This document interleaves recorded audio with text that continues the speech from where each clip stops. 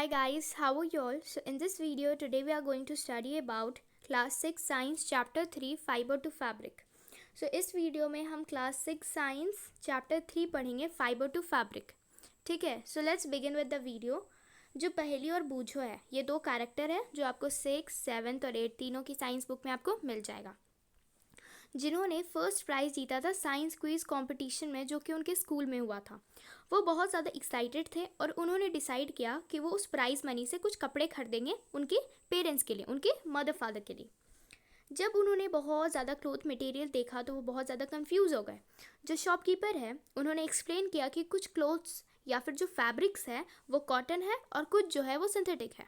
तो क्लोथ्स जो है वहाँ पे उस शॉप में कुछ कॉटन है, कुछ सिंथेटिक है.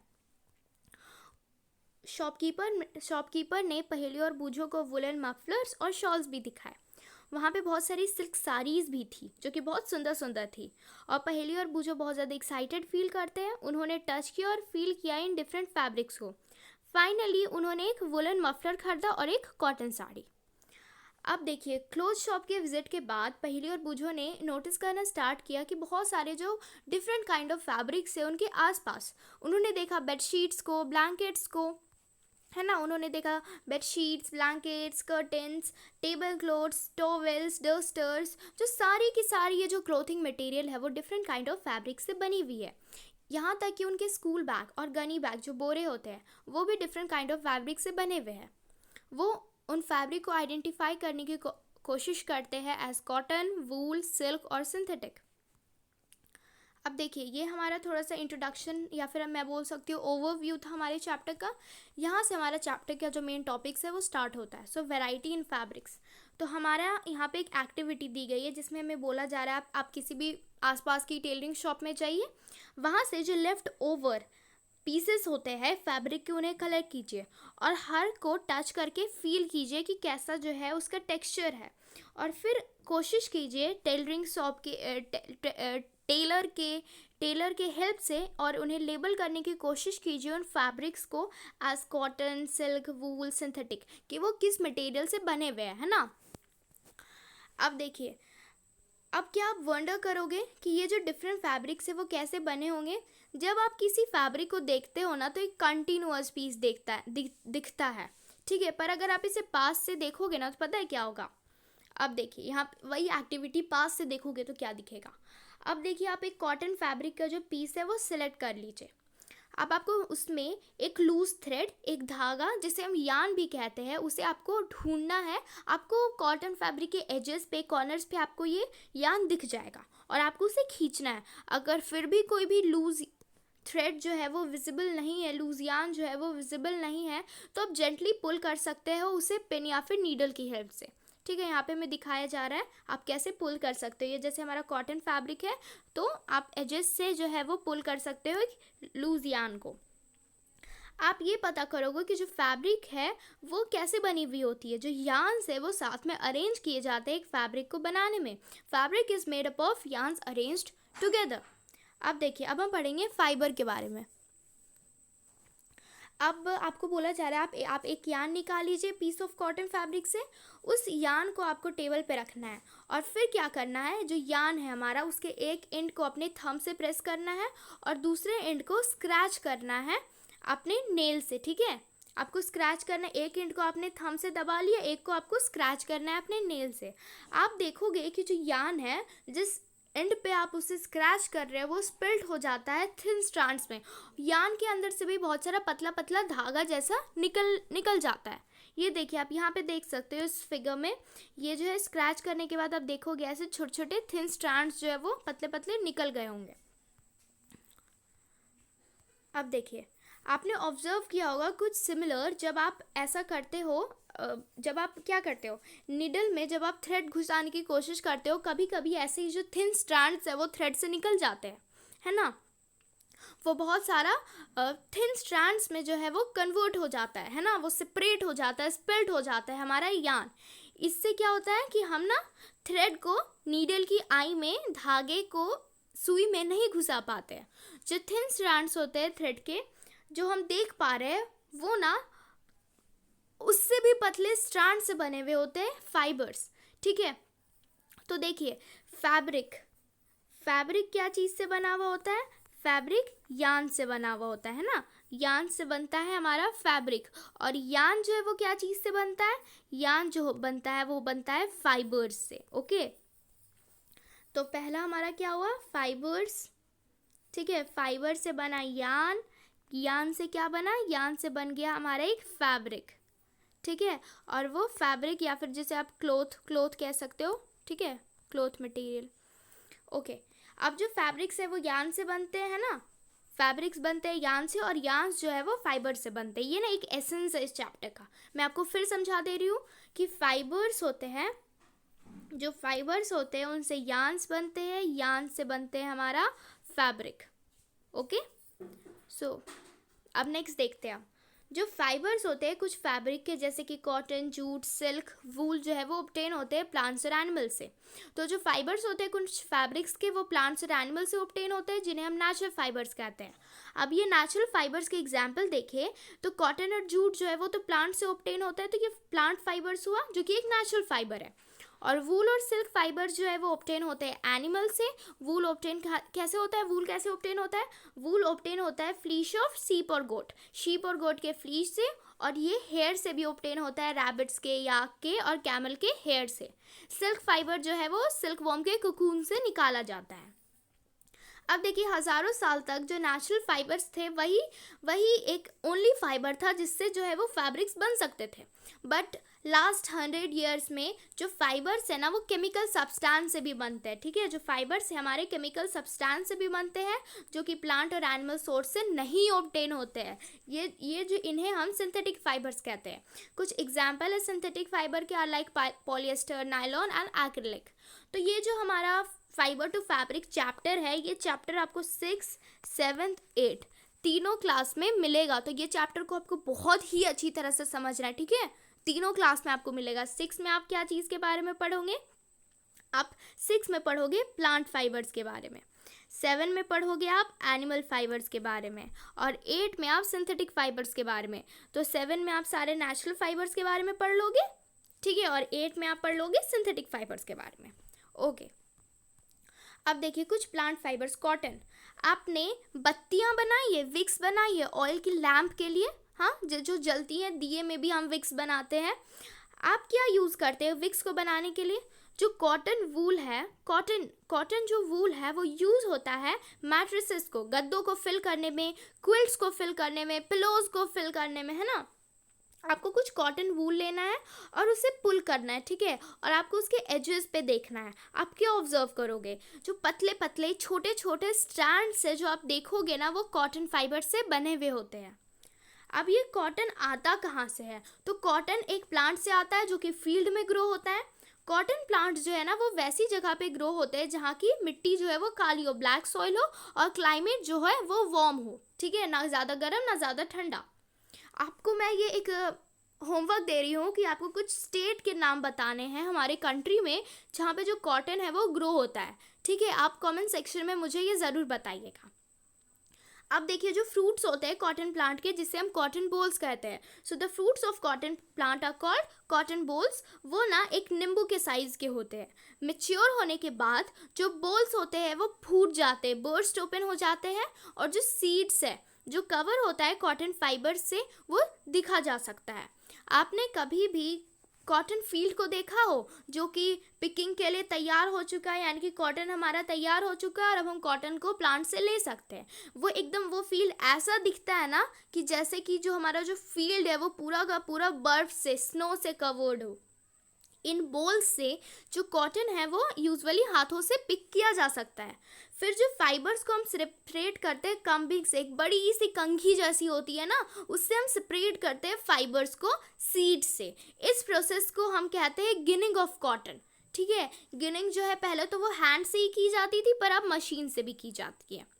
ये देखिए, हैंड से एक बड़ा सा कोम्ब होता था जिससे कोम्बिंग की जाती थी, ठीक है, कॉटन की, तो जिससे कॉटन जो है वो सीड से सेपरेट हो जाता था, जिसे हम गिनिंग ऑफ कॉटन कहते हैं। पर अब जो ये प्रोसेस है ये मशीन से भी होती है। अब जूट के बारे में हम देख लेते हैं। तो जूट फाइबर जो है ना वो क्या चीज़ से ऑब्टेन होता है, वो ऑब्टेन होता है स्टीम ऑफ जूट प्लांट से। जूट एक प्लांट होता है जिसके स्टीम से ये कल्टीवेट होता है रेनी सीजन के टाइम में। इंडिया में जो जूट है वो वेस्ट बंगाल, बिहार और असम वाले रीजन्स में ग्रो होता है। जो जूट प्लांट है वो नॉर्मली हार्वेस्ट किया जाता है जब वो उसके फ्लावरिंग स्टेज पे हो, जब वो फूल देने के स्टेज पे हो, तब हम जूट के प्लांट को हार्वेस्ट कर देते हैं, काट देते हैं। जो स्टीम होता है हार्वेस्टेड प्लांट का, उसे हम पानी में इमर्स करके डुबो के रखते हैं कुछ दिनों तक। फिर जो स्टीम्स रॉट है और जो फाइबर्स है वो हाथों से सेपरेट हो सकते हैं। फैब्रिक्स को बनाने के लिए इन सारे के सारे फाइबर्स को यार्न्स में कन्वर्ट किया जाता है, ठीक है। फाइबर्स को हम क्या चीज़ में कन्वर्ट कर देते हैं, यार्न में। फिर यार्न जो है वो फर्दर फैब्रिक्स बनाने में काम आते हैं। अब देखिए स्पिनिंग कॉटन यार्न। अब देखिए यहाँ पे हमें बोला जा रहा है हमें कुछ कॉटन वूल को हाथ में लेना है और फिर हमें कुछ कॉटन को निकालना है बीच से अपने थंब से, ठीक है। कॉटन को क्या करना है, पिंच करना है। फिर आपको स्टार्ट करना है पुलिंग, खींचना स्टार्ट कर देना है कॉटन को, और खींचते खींचते आपको ट्विस्ट कर देना है उसे, यानी कि आप उसे पुल कर रहे हो और पुलिंग के टाइम पे आप उसे धीरे धीरे ट्विस्ट करते जा रहे हो फाइबर्स के। तो आप देखोगे ना कि वो एक यार्न जैसा हो जाएगा। अब जो प्रोसेस है यार्न को बनाने का फाइबर्स से, उसे हम स्पिनिंग कहते हैं। तो स्पिनिंग क्या है, प्रोसेस है यार्न को बनाने का from fibres. The process of making yarn from fibres is called spinning. इस प्रोसेस में जो फाइबर्स होते हैं कॉटन वूल के मास से वो निकाले जाते हैं और उन्हें ट्विस्ट किया जाता है, घुमाया जाता है। इससे जो फाइबर्स है वो साथ में मिलकर एक यार्न बन जाता है, धागा जिसे आप बोल सकते हो सिंपल लैंग्वेज में। एक सिंपल डिवाइस जो कि यूज़ होता था स्पिनिंग के लिए वो है हैंड स्पिंडल, जिसे हम टकली भी कहते हैं। और अनदर हैंड ऑपरेटेड डिवाइस है जो कि स्पिनिंग के लिए यूज़ होता है, दैट इज चरखा। Okay, now the use of चरखा। आपने चरखा, महात्मा गांधी को चरखा के साथ बहुत सारे फोटोज़ आपने ज़रूर देखे होंगे। तो यूज़ ऑफ चरखा को ना पॉपुलराइज किया था महात्मा गांधी ने एक इंडिपेंडेंस मूवमेंट के टाइम पे। उन्होंने इनकरेज किया था लोगों को कि वो जो है क्लोथ्स वैसे पहने जो कि घर में बनाए हुए यार्न से बने हुए हो, जिससे उन्हें वो खादी कहते थे, ठीक है। Clothes made of home spin yarn termed as khadi. और उन्होंने जो बोला था कि जो ब्रिटेन के मील्स में जो रेडीमेड कपड़े बनाए हुए आते हैं उसे ना पहने। जो इम्पोर्टेड क्लोथ्स होते हैं जो कि ब्रिटेन के मील्स में बनते हैं, ब्रिटिशर्स जो ला के देते हैं इंडिया में, जिस पे बहुत सारे टैक्सेस लेते हैं, उसे ना पहने। पॉपुलराइज करने के लिए और प्रमोट करने के लिए खादी को, जो गवर्नमेंट ऑफ इंडिया है उसने एक कंस्टिट्यूट किया एक बॉडी को जिसे खादी कहते हैं, और विलेज इंडस्ट्रीज कमीशन को 1956 में पॉपुलराइज और प्रमोट करने के लिए खादी को गवर्नमेंट ऑफ इंडिया ने खादी और विलेज इंडस्ट्रीज कमीशन बनाया था 1956 में। अब ये जो स्पिनिंग ऑफ यार्न होता है लार्ज स्केल पे जब वो होता है, बहुत ज़्यादा होता है, तो वो स्पिनिंग मशीन की हेल्प से होता है। स्पिनिंग के बाद जो यार्न्स है वो फैब्रिक्स बनाने में यूज़ आते हैं। तो हमने देख तो लिया कि फाइबर से यार्न कैसे बनते हैं। अब ये यार्न से फैब्रिक कैसे बनता है, तो बहुत सारे वेज है जिससे जो फैब्रिक से यार्न जो है वो बन सकते हैं, यार्न से जो फैब्रिक है वो बन सकते हैं। जो दो मेन प्रोसेसेस है वो है वीविंग और नीटिंग। आपने नोटिस किया होगा कि एक जो फैब्रिक है वो कैसे बनता है, 2 सेट्स ऑफ यार्न्स जो है उसे हम साथ में अरेंज करते हैं, जिससे जो है एक फैब्रिक बनता है। जो प्रोसेस है अरेंज करने का 2 सेट्स ऑफ यार्न को उस एक फैब्रिक को बनाने के लिए, उसे हम वीविंग कहते हैं। अब देखिए हम कुछ पेपर स्ट्रिप्स को वीव करते हैं। यहाँ पे एक्टिविटी दी गई है, हमें 2 शीट्स ऑफ पेपर लेना है डिफरेंट कलर्स का, कट करना है हमें स्क्वायर पीसेस को जिसका लेंथ और जो है विड्थ वो इक्वल हो 30 सेंटीमीटर। फिर हमें फोल्ड करना है दोनों शीट्स को हाफ में, और एक शीट में हमें ड्रॉ करनी है ऐसी लाइंस जहाँ पे हमें दिख रही है। यहाँ पे ये देखिए, मैं आपको फिगर से बताती हूँ। हमें 2 शीट्स लेने हैं जिसकी जो लेंथ हो और विड्थ हो वो 30 सेंटीमीटर हो, और इसमें हमें 2 शीट्स में एक ऐसे लाइन ड्रॉ करनी है कि जिससे जो शीट है हमारा वो पूरी तरह से थिन स्ट्रिप्स में जो है वो कन्वर्ट हो जाए, ठीक है। और एक में हमें ऐसी लाइन ड्रॉ करनी है जिससे जो है वो थिन स्ट्रिप्स तो बने पर वो जो शीट के अंदर ही रहे, अलग ना हो जाए, ठीक है। जैसे हमने ये वाला हम पार्ट नहीं काट रहे, बाउंड्री छोड़ दे रहे हैं, तो जो स्ट्रिप्स है वो अंदर ही रहेंगे, ठीक है, वो अलग अलग नहीं होंगे। और एक ये रेड वाला का हम अलग कर दे रहे हैं। अगर हम ऐसा करते हैं तो देखिए क्या होगा। यहाँ पे हमारा जो एक ग्रीन वाला था जिसके जो स्ट्रिप्स अलग नहीं हुए थे, उसमें हम जो रेड स्ट्रिप्स को इंसर्ट कर सकते हैं और इस तरह से जो वीविंग का प्रोसेस होता है। देखिए ये एक हमारा वीव्ड क्या है, वीव्ड पेज जो है पेपर वो रेडी हो चुका है। इसी तरह से जो हमारा क्लोथ्स जो है वो भी वीव होते हैं। इन सिमिलर मैनर जो दो सेट्स ऑफ यार्न है वो वूव होते हैं एक फैब्रिक को बनाने के लिए। जो यार्न्स होते हैं ना हमारे पेपर स्ट्रिप से, तो वो बहुत ही पतले होते हैं। वीविंग ऑफ फैब्रिक जो है वो लूम्स में होता है। कहाँ पे होता है? लूम्स में। जो लूम्स है वो या तो हैंड ऑपरेटेड होते हैं या फिर पावर ऑपरेटेड, या तो हाथों से ऑपरेट किए जा सकते हैं या फिर पावर से। अब नीटिंग, दूसरा प्रोसेस है हमारा नीटिंग। आपने कभी देखा है आपके स्वेटर्स कैसे नीट होते हैं? नीटिंग में ना एक सिंगल यार्न, वीविंग में हमने क्या देखा, 2 सेट्स ऑफ यार्न, पर नीटिंग में एक सिंगल यार्न जो है वो यूज होता है एक फैब्रिक को बनाने में, एक पीस ऑफ फैब्रिक को बनाने में। अब देखिए आपने कभी भी आपके फटे हुए सॉक्स से आपने कभी भी एक यार्न को पुल किया, अगर आप ऐसा करोगे कि तो ना वो जो फैब्रिक है वो पूरा का पूरा यार्न में कन्वर्ट हो जाएगा, ठीक है। जो सॉक्स और बहुत सारे ऐसे क्लोथिंग आइटम्स है वो नीटेड फैब्रिक से बने हुए होते हैं। नीटिंग जो है वो हैंड से भी होती है और मशीन से। तो बेसिक डिफरेंस क्या है वीविंग और नीटिंग में? वीविंग में हमारा 2 सेट्स ऑफ यार्न यूज होता है, ओके, और नीटिंग में हमारा 1 सेट ऑफ यार्न यूज होता है। अब देखिए वीविंग और नीटिंग जो होता है वो यूज़ होता है डिफरेंट काइंड्स ऑफ फैब्रिक को बनाने में। ये जो फैब्रिक्स है वो वैरायटी ऑफ क्लोथिंग आइटम में यूज़ होते हैं। अब है हमारा हिस्ट्री ऑफ क्लोथिंग मटेरियल। आपने कभी वंडर किया है कि जो मटेरियल्स जो कि पीपल यूज़ करते थे, किस टाइप के मटेरियल्स सबसे पहले एंशियंट टाइम्स में किस टाइप के मटेरियल्स यूज़ होते थे? पहले लोग कैसे यूज़ करते थे? ये ऐसा पता चलता है कि उस टाइम में जो लोग हैं ना वो बिग लीव्स को, बड़े बड़े पत्तों को, छालों को, पेड़ के बाग को यूज़ करते थे ट्रीज़ के, और एनिमल स्किन को और फर्स को यूज़ करते थे खुद को कवर करने के लिए। अब जैसे ही लोगों ने स्टार्ट किया सेटल करने के लिए एग्रीकल्चरल कम्युनिटीज़ में, तो उन्होंने सीखा कैसे वो ट्विग्स को और ग्रास को मैट्स में वीव कर सकते हैं और बास्केट में जो ट्विग्स होती है या फिर जो ग्रास होता है उसे वो कैसे वीव करके मैट्स और बना सकते हैं बास्केट। जो वाइन्स होता है या फिर जो एनिमल फ्लीश होता है, हेयर होता है, वो उसे हम साथ में ट्विस्ट करके लंबे लंबे स्ट्रैंड्स बना सकते हैं, और फिर ये लंबे लंबे स्ट्रैंड्स जिसे हम यार्न कहते हैं उससे हम क्या बना सकते हैं, एक फैब्रिक बना सकते हैं। जो पहले के इंडियंस थे वो वैसे फैब्रिक्स पहनते थे जो कि कॉटन से बना हुआ होता था, जो कि रिवर गंगा के जो पास वाले रीजन्स में ग्रो होता था। जो फ्लैक्स जो है एक प्लांट है, ठीक है, फ्लैक्स एक प्लांट है जो कि नेचुरल फाइबर्स देता है।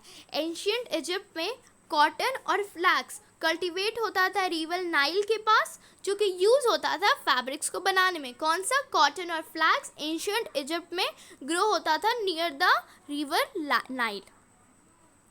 उस टाइम पे जो स्टिचिंग थी ना वो इतनी ज़्यादा नहीं पॉपुलराइज नहीं हुई थी। पीपल क्या करते थे? पीपल सिंपली ड्रैप कर देते थे फैब्रिक्स को अपने बॉडी के डिफरेंट पार्ट्स में। ड्रैप यानी कि किसी तरह मोड़ वोड़ के पहन लेते, तो उतना स्टिच्ड क्लोथ्स नहीं पहनते थे। अब देखिए बहुत सारे डिफरेंट वेज जो है ना ड्रैपिंग के फैब्रिक्स के वो यूज़ होते हैं।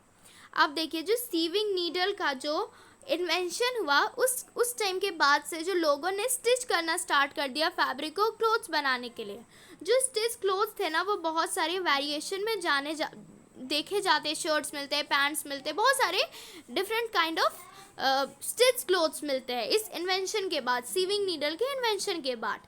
पर अभी भी ये अमेजिंग नहीं है कि जो साड़ी है, धोती है, लुंगी या फिर जो टर्बन है वो एक अनस्टिच्ड पीस ऑफ फैब्रिक है। नॉर्मली जो साड़ी को हम ड्रैप कर लेते हैं, ठीक है, ये एक लॉन्ग पीस ऑफ फैब्रिक है जो कि स्टिच्ड नहीं है, ठीक है, हम उसे ड्रैप करके पहनते हैं, धोती को ड्रैप करके पहनते हैं, लुंगी को, और तुरबन जो हमारी पगड़ी होती है उसे हम ड्रैप करके पहनते हैं ना। अब देखिए जैसे कि लार्ज वैरायटी ऑफ फूड जो है वो सारे जगह पे खाया जाता है पूरी कंट्री में, तो वैसे ही जो एक लार्ज वैरायटी है ना वो भी एग्जिस्ट करती है फैब्रिक्स के मामले में और क्लोथिंग आइटम के मामले में। ये देखिए हमारा एक फ्लो चार्ट जैसा दिया गया है। कॉटन रोल करके उसे गिनिंग का by the process of ginning fibre बनाया जाता है। फिर वो जो फाइबर को हम स्पिन करके क्या बना देते हैं, यान बना देते हैं, और यान से नीट करके और वीव करके फैब्रिक बना दिया जाता है। तो ये जो चैप्टर के जो है मेमोराइज करने के लिए फ्लो चार्ट बहुत ही अच्छा दिया गया है, ठीक है। ओके, सो हमारे यहाँ पे जो चैप्टर है वो ख़त्म होता है। आप लोग को कैसे लगा वीडियो, आप लोग कमेंट सेक्शन में ज़रूर बताइएगा। लाइक शेयर सब्सक्राइब कमेंट ज़रूर कीजिएगा। Thank you.